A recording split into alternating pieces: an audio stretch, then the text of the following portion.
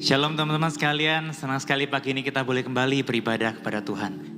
Saya percaya dimanapun kita berada, Tuhan hadir di tengah-tengah kita dan rohnya menyertai setiap kita. Mari kita datang membawa seluruh beban diri kita kepada Tuhan. Kita membawa segala pergumulan hidup dan diri kita ke hadapan Tuhan.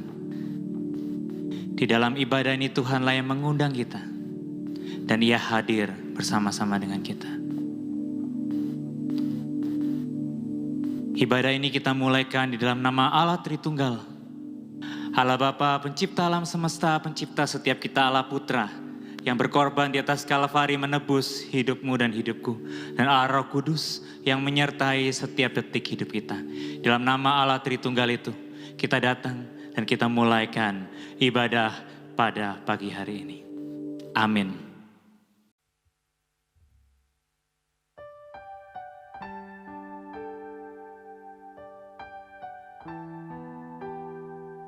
Mari bersama-sama kita mengucap syukur kepada Tuhan karena kasih-Nya yang begitu besar bagi setiap kita. Mari kita mau datang menyembah ke dalam hadirat kudus-Nya.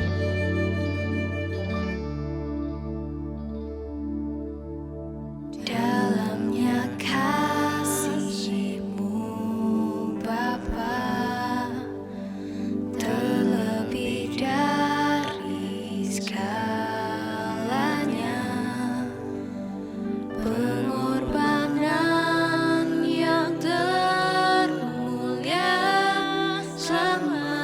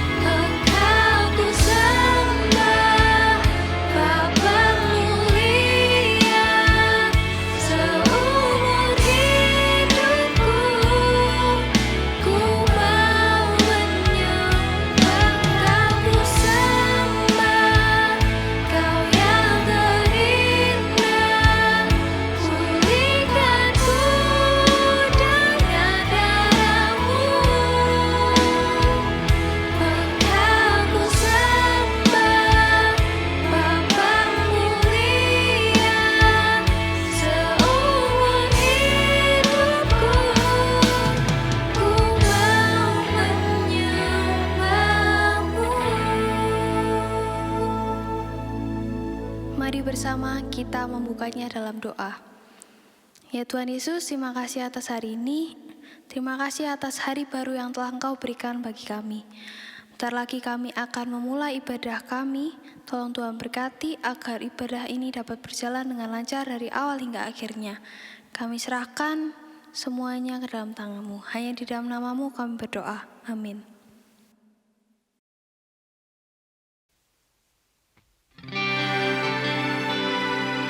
Kau terbesar dan mulia, ajaib semua perbuatan-Mu.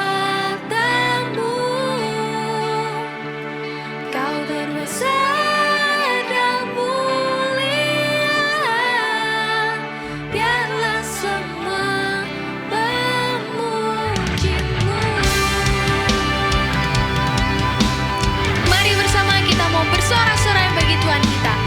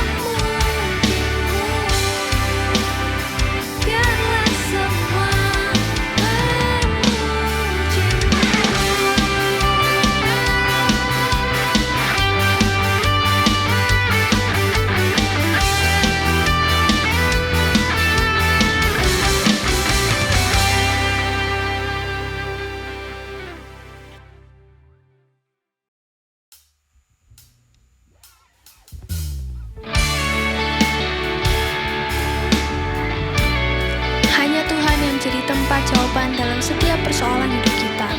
Sebelum mendengarkan firman Tuhan, mari kita mau bersama siapkan hati dan pikiran kita melalui pujian Hanya Kau.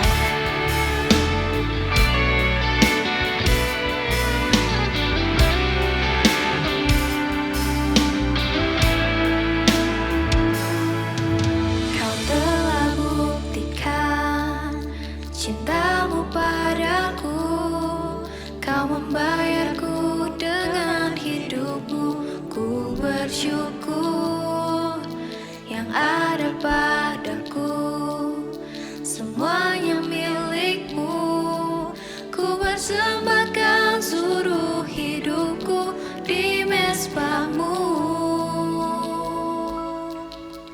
Hanya Kau yang menjadi tempat jawaban. Hanya Kau tempatku berharap.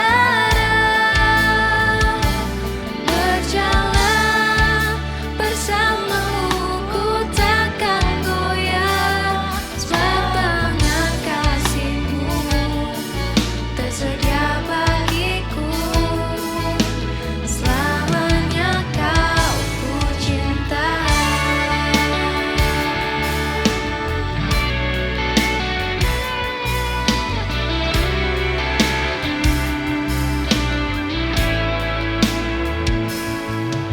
Kau telah buktikan cintamu padaku, Kau membayarku dengan hidupmu. Ku bersyukur yang ada padaku, semuanya milikmu.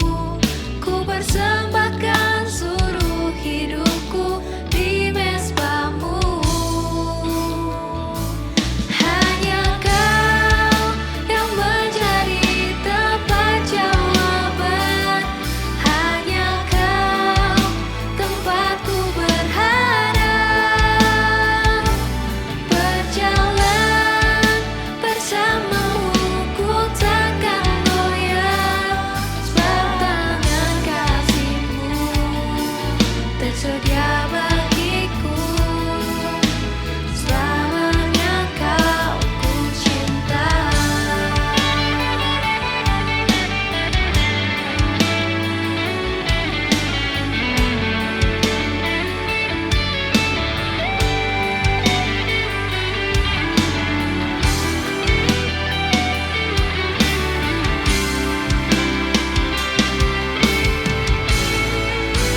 Hanya Kau yang menjadi tempat jawaban. Hanya Kau tempatku berharap. Berjalan bersamamu, ku takkan goyah. Sebab tangan kasih-Mu tersedia bagiku. Selamanya Kau ku cinta. Sebab tangan kasih-Mu tersedia bagiku. Selamanya Kau ku cinta.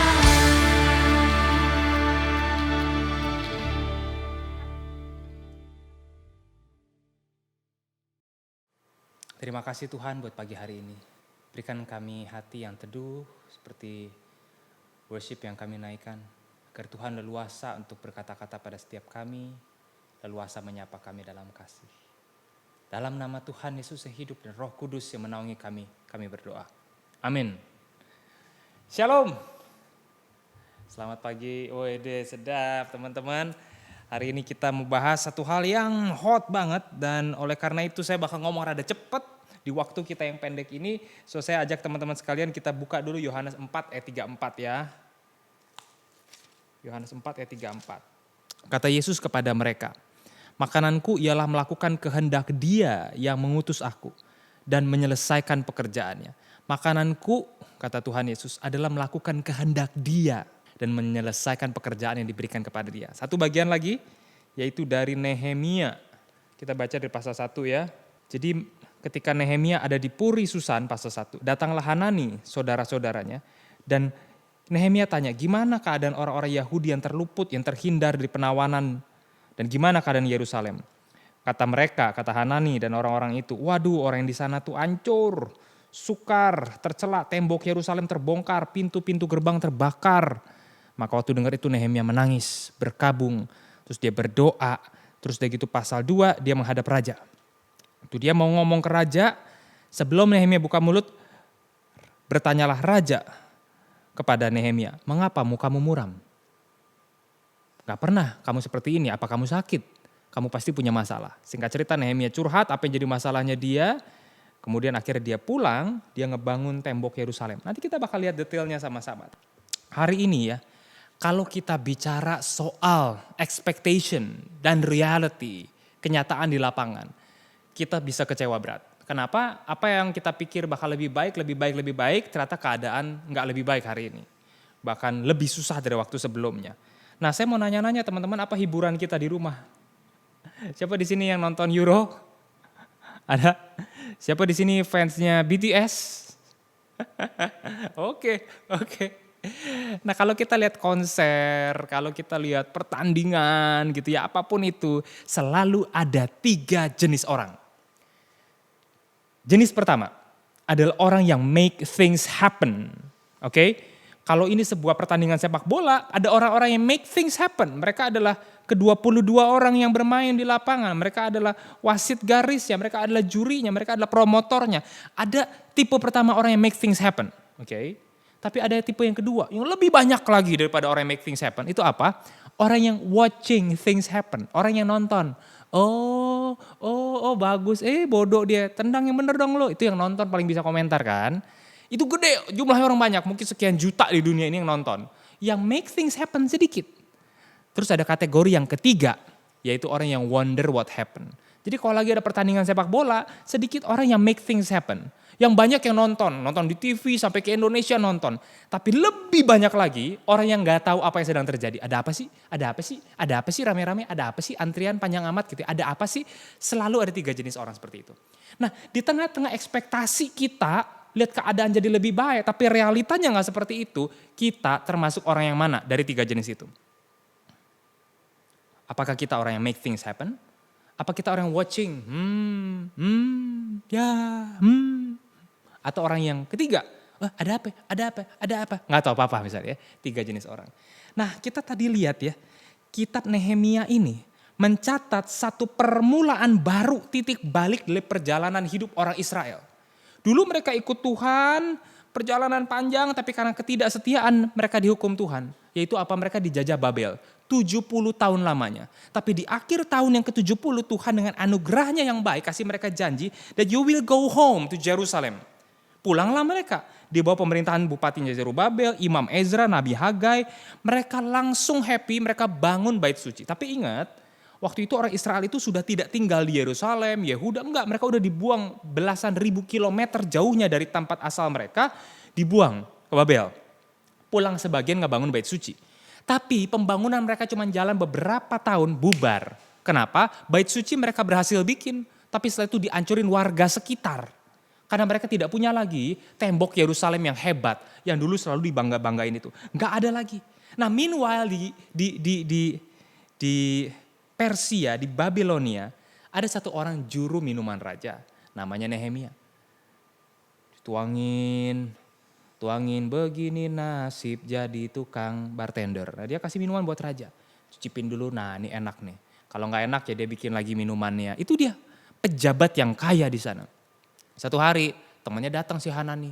Lusuh, sedih. Bro apa kabar bro? Kata Nehemia. Loh kenapa lo? Cerita dong ada masalah apa? Nem, saya baru balik dari Yerusalem, kota leluhur kita. Oh iya, gimana keadaannya di sana? Kacau. Oh iya? Maksud kamu gimana kacau? Kamu tahu kan proyek pembangunan bait suci? Udah jadi bagus? Nggak, udah hancur. Loh, kan baru 3 tahun dibangun kan? Zerubabel, Ezra, Hagai semua ke situ. Nggak bisa. Musuh terlalu sengit lawan kita. Tembok kita dibakar, rakyat kita dibunuh. Pintu-pintu gerbang semua dihancurin. Gak mungkin deh kita kembali ke masa seperti sebelum ini. Gak mungkin. Nehemia sedih sekali. Sedih sekali. Terus di situ dia seorang pejabat yang kaya yang hidupnya nyaman melakukan satu langkah yang luar biasa. Dia asisten pribadi raja. Dia pegawai kepercayaan raja. Dia taste minuman raja beracun atau enggak. Dia orang kepercayaan. Karena kalau orang mau bunuh raja, ya tinggal bayar, sogok si Nehemia. Masukin dong nih bubuk-bubuk, apa namanya nih? Apa sih buat ngeracun orang nih minumannya? Apa namanya? Nah itulah. Nah bener, sianida. Itu deh masukin deh ya. Tapi enggak, dia geser kepentingan dirinya. Dia minta izin sama raja. Dia minta izin. Dan luar biasa. Di tengah-tengah kehidupan dia yang nyaman itu ya. Dia kembali ke Yerusalem. Dalam 52 hari doang. Mission impossible ini terlaksana. 52 hari itu mustahil dia ngebangun tembok. Ingat, Nehemia bukan bupati, bukan nabi Allah, bukan ahli Taurat. Cuma juru minuman raja, arsitek pun bukan. Dia ngebangun tembok dalam 52 hari. Dan waktu dia mulai ngebangun, terjadi konfrontasi, serangan dari luar. Ada 3 raja sekitar, Sanballat, Tobia, Geshem, yang terus mengejek, menghina, memprovokasi sampai ngebunuhin orang Israel yang lagi ngebangun. Wah di saat itulah ketika orang Israel mulai bangkit dan membangun, serangan datang. Ketika dia bangkit sadar, saya gak mau seperti realita, saya mau lakukan seperti ekspektasinya Tuhan. Terjadilah serangan. Nah di tengah keadaan makin tertekan, akhirnya firman Tuhan menguatkan disampaikan oleh Nehemia. Pasal 4 ayat 14 berbunyi demikian. Janganlah kamu takut terhadap mereka. Ingatlah kepada Tuhan Maha Besar, dahsyat, berperanglah buat saudara-saudara kamu. Untuk anak laki-laki, anak perempuanmu dan istrimu dan rumahmu. Jangan takut terhadap mereka. Ingat Tuhan itu besar. Ayo fight. Luar biasa ya. Luar biasa ya. Ganbate, ayo fight, jangan takut. Karena takut dong. Mereka bukan army. Mereka rakyat biasa diserang oleh 3 raja. Waktu Hanani bilang, aduh gak ada harapan di sini. Tapi Nehemia akhirnya ngebawa 52 hari. Akhirnya mereka kerja itu ya. Satu tangan pegang sekop, satu tangan pegang pedang. Sok sak sing sang sing sing sok sak sing sing sing gitu ya, masak telur sekalian. Semua dikerjakan 52 hari. Tahu gak mereka bikin apa? Jalanan di atas tembok. Lebarnya 3 meter. Itu kayak jalan tol, satu lajur, 3 meteran itu. Tingginya 10 meter. Lebarnya 7,2 kilometer. Dalam 52 hari. Luar biasa ya. Lebih cepat daripada bikin jalanan di Rengas Dengklok. Dia bikin semuanya sampai jadi. Dan ketika mereka lihat jadi mereka lihat wow. Ini karya Tuhan. Bisa jadi segede ini. Waktu mereka datang ke situ, mereka buka kitab suci Esra, memuji nama Tuhan.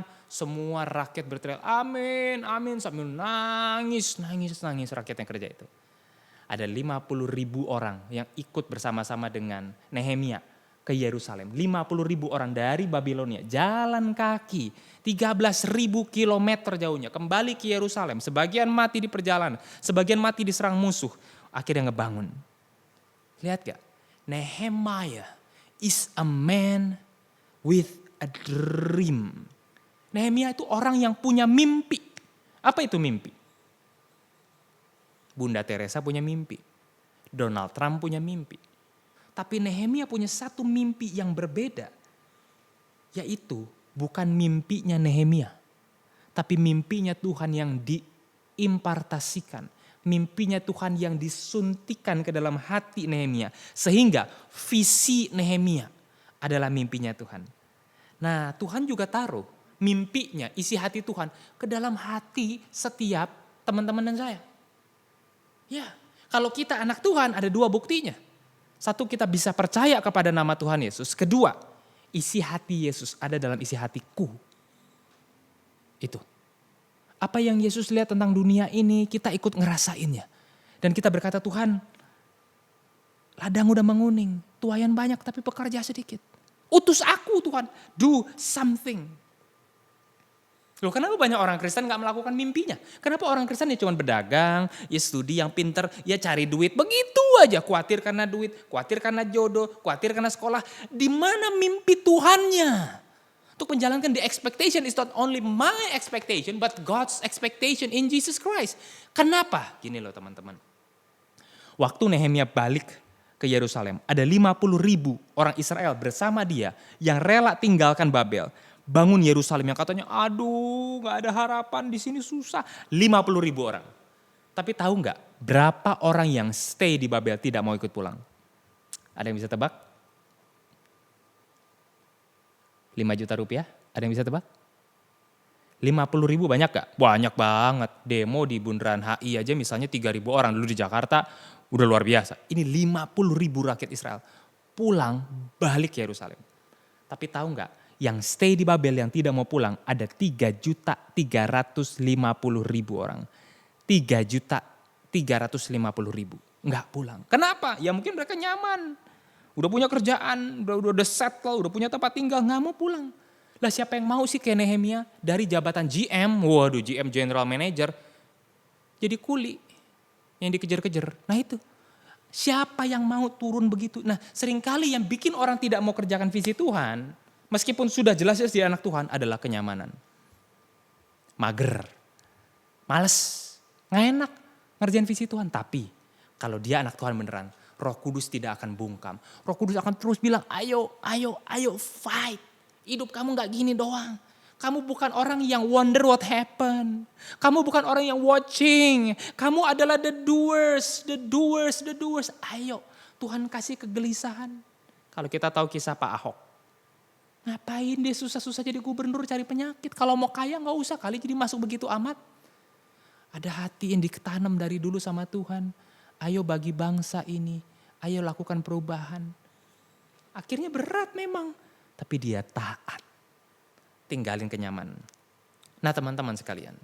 Ketika bicara soal ini realita begini dan Tuhan panggil kita untuk ngerjain expectation. Bagaimana caranya kita ngebangun mimpi? 1. Sensitif terhadap keadaan sekitar. Waktu kita ngelihat sesuatu jangan cuman oh ya udah lihat. Tapi peka, oh kayaknya ada tren begini sekarang di TikTok ya. Kenapa ya? Oke gimana supaya tren ini bisa jadi positif? Gimana supaya ada hal yang fruitful dari sini. Oh sekarang keadaan lagi berat ya. Jadi kita gak fokus ke me, myself, and me gitu. And mine. Tapi ngelihat keluar. Ada keadaan apa hari ini. Jadi waktu kita main medsos. Waktu kita browsing. Waktu kita baca Line Today kalau ada yang masih baca. Perhatikan ada needs apa di luar sana. Yang mana Tuhan bisa ngomong. Nak ayo kerjain itu yuk. Ayo jadi counselor yuk. Yang kerjain itu. Ayo jadi designer yuk. Ayo jadi ahli math yuk. Ayo jadi leader yuk. Ayo jadi apapun. Fashion design. Jadi orang yang dengerin cerita orang lain. Terus sampai akhirnya kita ini minta Tuhan tolong pakai aku. Aku mau kerjain hal itu. Karena apa yang kedua? Ketika kita sambut visi Tuhan. Tuhan bukain jalan. Lah kita bilang gua gak sanggup. Gak punya duit, gak punya kemampuan, gak punya umur, gak mungkin gue bisa lakukan itu. Jangan salah. Ketika kita sambut visi Tuhan, Tuhan bukain jalan selebar-lebarnya. Tadi kita baca Nehemia. Dia mau ngomong ke raja minta izin cuti buat ngebangun. Tapi sebelum Nehemia buka mulut ya, raja udah bilang kenapa mukamu muram. Itu tidak pernah terjadi. Hal yang tidak lazim. Raja yang separuh dewa nanya ke karyawan, kenapa mukamu muram. Care banget. Di zaman sekarang kita ada emansipasi nih, kesetaraan. Dulu nggak ada. Kalau muka muram kamu cari mati, paling begitu aja. Ada nggak di antara kita yang ngomong kepada asisten rumah tangga, si mbak di rumah kita, mbak, lagi ada masalah ya. Kok mbak kelihatannya bete sih? Cerita dong sama aku. Nggak akan jarang kan, kecuali kamu lebih dari kecil emang dibesarin sama si mbak ketimbang sama mama sendiri, mungkin. Tapi selebihnya jarang gitu loh. Ini ajaib dan bukan berhenti di situ. Raja itu provide kayu dan surat jalan.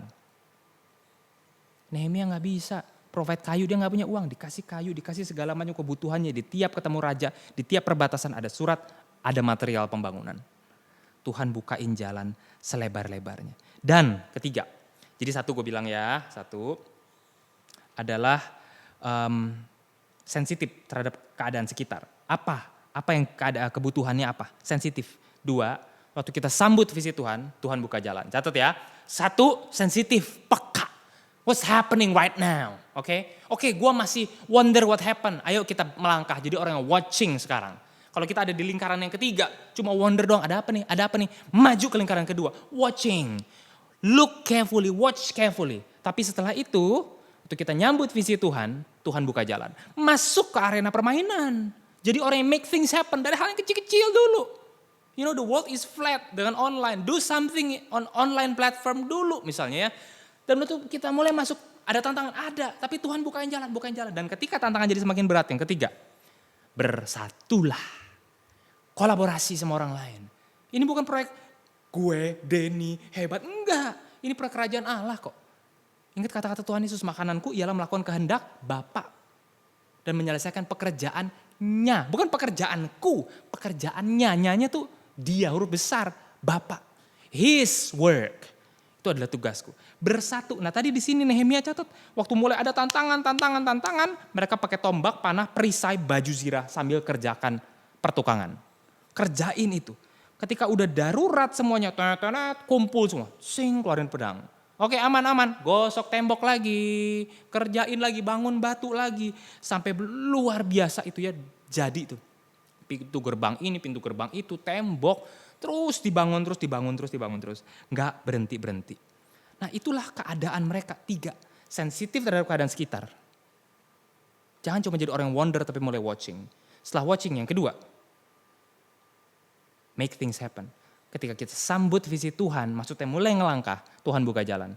Yang ketiga, ketika ada masalah, ayo bersatu, make things happen. Nah teman-teman sekalian, selalu sangat sedikit jumlah orang yang akhirnya dalam hidupnya ini berani untuk make things happen. Padahal itulah panggilan yang Tuhan kasih dalam hati anak-anaknya. Fight, don't just sit there. Ya hidup ini tidak seperti yang kita inginkan. That's why Tuhan kirim kita lahir di generasi ini. Untuk mengerjakan sesuatu. Waktu berat, waktu down atau memundur. That's why we need one another. We need our besties. Untuk bantu, untuk sama-sama kuatin kita. Kalau teman-teman di sini pengguna TikTok. TikTok itu punya sejarah yang panjang. Sampai sekarang, tahu nggak ada berapa apps yang sudah di-download? Apps TikTok yang sudah di-download di seluruh dunia? 2 miliar. Gila ya. Penduduk dunia itu 7 miliar. 2 miliar pakai TikTok. Dan ceritanya tuh panjang. Mereka dulu bikin satu apps, ini dari China, namanya Musical.ly. Apps ini tuh buat orang lip sync, nyanyi-nyanyi kayak zaman Marsyanda dulu dikatain orang, kamu kok begini ya gitu gara-gara nyanyi-nyanyi lip sync. Tapi itu kan kemudian populer pakai Musical.ly. Terus ada satu apps lagi tuh yang masuk lagi namanya apa ya? Lupa sih, ada satu apps lagi dari China juga. Tapi 2 ini gak laku. Dia ke download cuma sekitar berapa gitu. Nah akhirnya mentok, mereka bergabung tuh ya, ada 2 perusahaan bikin TikTok. Dan keluarin dana $1 billion. 1 miliar US dollar. Artinya berapa? 15T kali ya. Salah gak saya matematikanya? Tolong dikoreksi kalau salah ya. 1 miliar US dollar di tahun 2017, 4 tahun lalu. Mereka gempur pasar, keluarin market segitu. Sampai akhirnya meledaklah TikTok itu di Juli 2020. Nah meledak sampai di download sebanyak 2 miliar download. Tapi gak berhenti di situ. Ditutup dulu. Di Indonesia sempat ditutup juga, di ban, gak bisa di download. Di Amerika juga, di Hong Kong juga. Waduh, appsnya udah maju, dana, duit udah dibakar gitu banyak, tiba-tiba di blok, gak boleh dipakai. Karena takut datanya diambil sama pemerintah China, katanya gitu isunya kan. Apa yang mereka lakukan? Mereka kerjasama sama Los Angeles. Diangkatlah seorang director, CEO TikTok itu, namanya Kevin Mayer, ada di Los Angeles, office-nya. Jadi pusatnya ada di Amerika. Dan mereka janjikan segala satu perubahan. Lihat gak, badan yang duniawi saja. Yang mengejar influence, yang mau kasih message pada dunia, tantangannya banyak.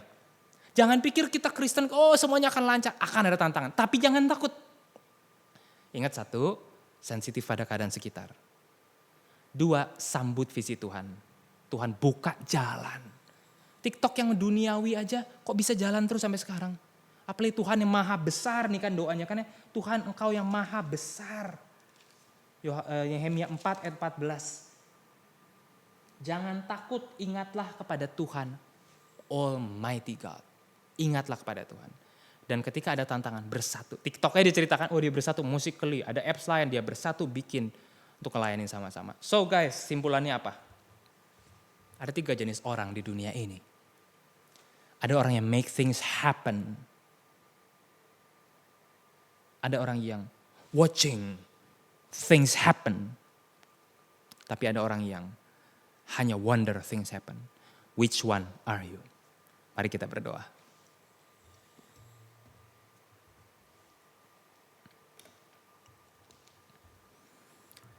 Tuhan, kami adalah pekerja-pekerja-Mu Tuhan. Kami adalah orang-orang pekerja kerajaan Allah yang membangun tembok seperti Nehemia. Kuatkan hati kami dan mulai hari ini berikan kami kepekaan. Supaya kami tahu bagaimana kami harus membangun kerajaan-Mu. Bagaimana kami harus melayani-Mu.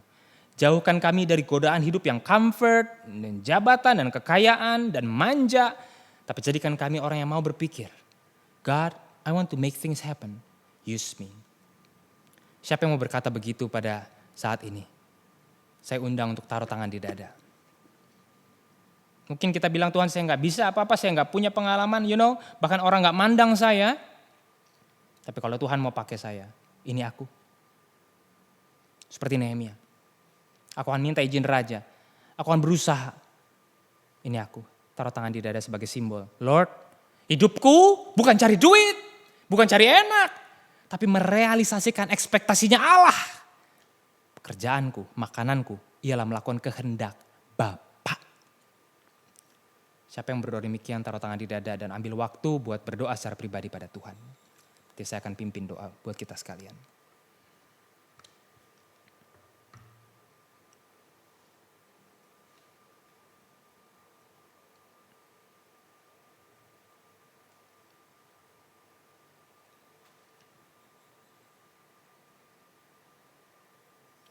Bapa, inilah anak-anak-Mu, inilah hamba-Mu. Orang yang lemah, tapi mau belajar, ambil baby step of obedience. Ini kami komunitas-Mu, bangkitkan jiwa kami yang lesu. Kuatkan tangan kami yang lemah, tegakkan kaki kami yang bengkok. Agar kami siap melayani generasi ini, dengan segala kreativitas dan talenta yang sudah Tuhan berikan. Karena makanan kami adalah melakukan kehendak Bapa dan menyelesaikan pekerjaannya. Demi nama Tuhan Yesus, ini aku. You are free to use me. Haleluya. Amin.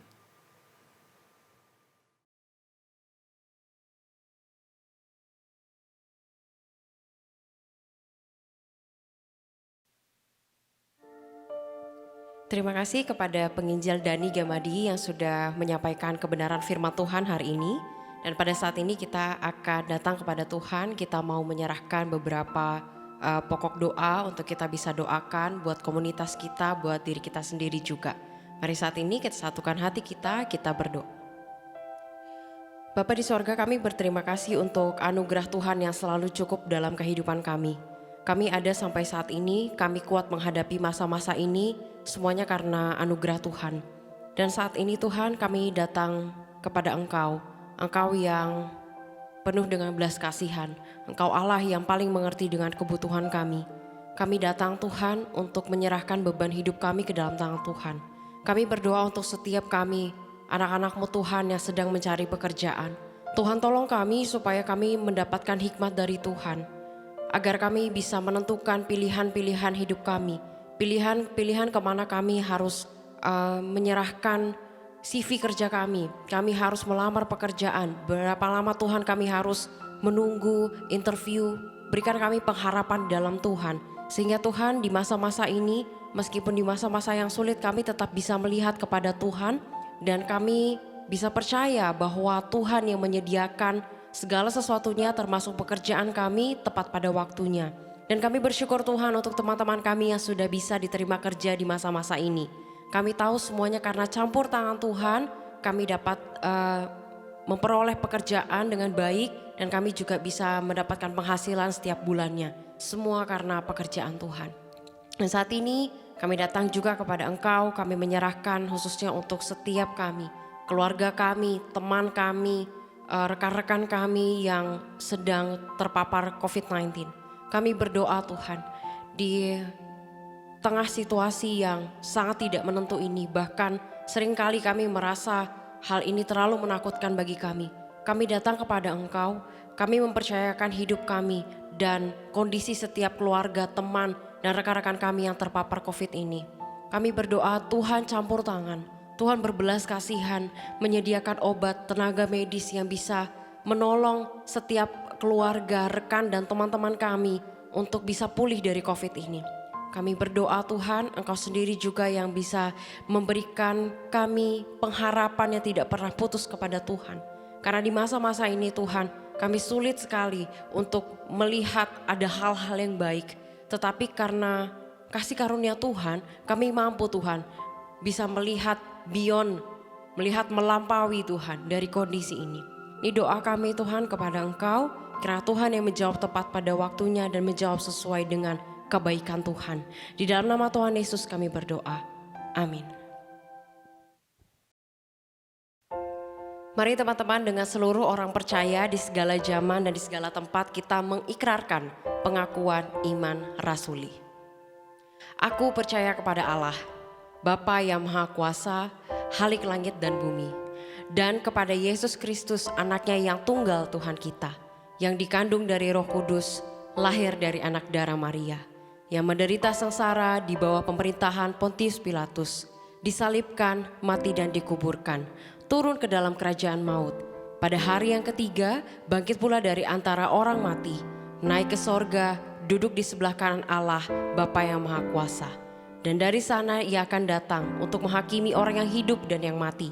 Aku percaya kepada Roh Kudus, gereja yang kudus dan am, persekutuan orang kudus, pengampunan dosa, kebangkitan tubuh, dan hidup yang kekal. Amin. Mari bersama kita mau meresponi firman Tuhan, kita mau menyatakan iman kita dan kita mau berubah menjadi lebih baik setiap hari bagi Dia.